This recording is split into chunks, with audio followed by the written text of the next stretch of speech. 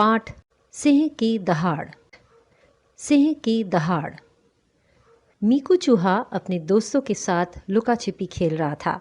उसने गिनती शुरू की, 1 2 3 4 5 6 7 8 9 10 और ज़ोर से बोला, मुझे उम्मीद है तुम सभी छिप गए होंगे। मैं तुम्हें पकड़ने के लिए बाहर आ रहा हूँ। पेड़ के पीछे से मीकू बाहर निकला। पेड़ के पास बहुत झाड़ियाँ थीं, लेकिन मीकू ने उसके पीछे किसी को भी नहीं देखा। मुझे पूरा विश्वास है कि बैडी झाड़ियों में छिपा होगा। मैं उसे भली भांति जानता हूँ। वह बहुत ही आलसी है और छिपने के लिए वह ज़्यादा दूर नहीं जा सकता, मीकू ने सोचा। वह झाड़ियों के पास पहुँचा, पर वहाँ बैडी नहीं बल्कि लपटू सियार था, जो वास्तव में वहाँ आराम कर रहा था। मीकू को देखकर वह चिढ़ गया। सारी लपटू, मेरा मतलब तुम्हें परेशान करना नहीं था। मैं अपने दोस्त को ढूंढ रहा था। भागने को तैयार मीकू ने क्षमा मांगते हुए कहा।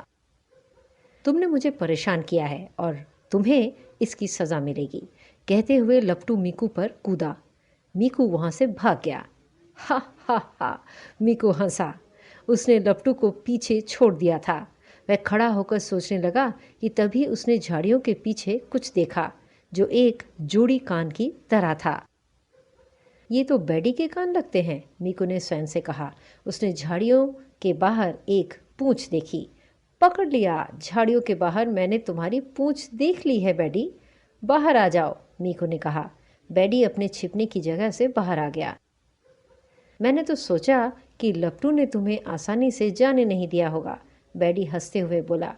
हंसना बंद करो बैडी, मुझे चीकू खरगोश को पकड़ना है। मुझे देखने दो कि वह कहाँ छिपा हुआ है, मीकू ने कहा और फिर से ढूंढने में लग गया। अचानक मीकू ने चट्टान के पीछे कुछ आवाज़ सुनी। मैंने तुम्हें पकड़ लिया चीकू। चट्टान के पीछे से चीकू को खींचकर बाहर निकालने के लिए अपने हाथ को उस ओर बढ़ाते हुए मीकू चिल्लाया। लेकिन ये तो ब्लैकी भालू है। उसका हाथ अपने हाथ में आते ही मीकू बोला, सारे अंकल, हम सभी लुका छिपी खेल रहे थे और जब मैंने चट्टान के पीछे आकृति देखी तो मैंने सोचा कि वहाँ चीकू छिपा हुआ है, मीकू ने कहा और वहाँ से तेजी से भाग गया। अरे कितनी भागा भागी है, हाँफते हुए मीकू ने स्वयं से कहा। मुझे थोड़ा सावधान हो जाना चाहिए। चीकू को ढूंढते हुए मैं परेशानी में फंस सकता हूँ। तभी मीकू ने पेड़ के पीछे एक सफ़ेद रंग का कान देखा। अब तुम पकड़ लिए गए हो चीकू, मैंने तुम्हारे लंबे सफ़ेद कान को पेड़ के पीछे देख लिया है। बाहर आ जाओ, मीकू ने कहा। मीकू की आवाज़ सुनकर चीकू बाहर निकल आया। बहुत बुरा हुआ, मैं अपने लंबे कानों की वजह से पकड़ लिया गया, गुस्से से चीकू ने कहा। कोई बात नहीं, अब तुम दोनों जाओ और छिप जाओ, मैं 10 तक गिनूंगा, बैडी ने कहा और पेड़ के पीछे अपनी आंखें बंद करने के लिए चला गया। मैं तुम्हें ढूंढने आ रहा हूँ, बैडी ने कहा और उन्हें ढूंढने लगा। अचानक बैडी ने सिंह की दहाड़ सुनी। वह पसीने से तरबतर हो गया, लेकिन उसे लगा कि उसके दोस्त उससे शरारत कर रहे होंगे। वह जोर से चिल्लाया, देखो, मुझे डराने की कोशिश मत करना, समझे। बैडी को सचमुच में डर लगने लगा जब उसने दोबारा दहाड़ सुनी। चीकू और मीकू, तुम्हारे लिए अच्छा है कि मुझे डराना छोड़ दो, बैडी ने चेतावनी दी। यह मेरी आवाज़ नहीं है, झाड़ियों के पीछे से बाहर आते हुए चीकू ने कहा। मुझे खुद ही हैरानी हो रही है कि यह आवाज़ कहाँ से आ रही है। इसका मतलब यह है कि यह मीकू की शरारत है, बैडी ने कहा और उसे ढूंढना शुरू कर दिया। वह दहाड़ को बार बार सुन रहा था। बैडी और चीकू दोनों ही रुक गए। जब वे मुड़े तो डर से पीले पड़ गए। विश्वास करो, यह मेरी आवाज़ नहीं है, मीकू ने बाहर आते हुए कहा। यह किसी सिंह की दहाड़ है जो बता रहा है कि वह यहाँ आ रहा है, डर से कांपते हुए मीकू ने कहा।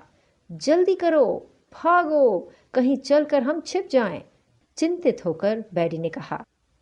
हाँ, चीकू और मीकू चिल्लाए। बिना समय बर्बाद किए वे झाड़ियों में कूद गए।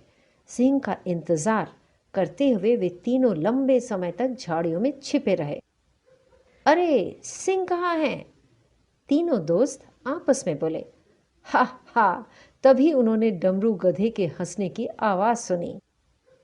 डमरू, जाओ और किसी सुरक्षित स्थान पर छिप जाओ, एक सिंह यहाँ आने वाला है। डमरू को देखते हुए चीकू ने कहा, लेकिन डमरू हंसता रहा। बंद करो हंसना, तुम्हारे कारण हम सभी मारे जाएंगे, गुस्से में लाल पीला होते हुए मीकू ने कहा। रुको डमरू, बैडी ने उसे चेताया। ओह, कृपया डरना बंद करो। अपनी हंसी को नियंत्रित करने की कोशिश करते हुए डमरू ने कहा, मैं ही वह सिंह हूं जो तुम्हें डराने की कोशिश कर रहा था। अब मुझे तुम अपने साथ खेलने दो, नहीं तो तुम्हें डराने वाली यह आवाज मैं फिर से निकालने लगूंगा। ऐसा कहते हुए डमरू ने फिर से जोरदार दहाड़ की आवाज निकाली। ओके, खेल में तुम शामिल हो जाओ, लेकिन दहाड़ना बंद करो, नहीं तो सचमुच का सिंह कहीं से जरूर आ जाएगा, बैडी ने कहा।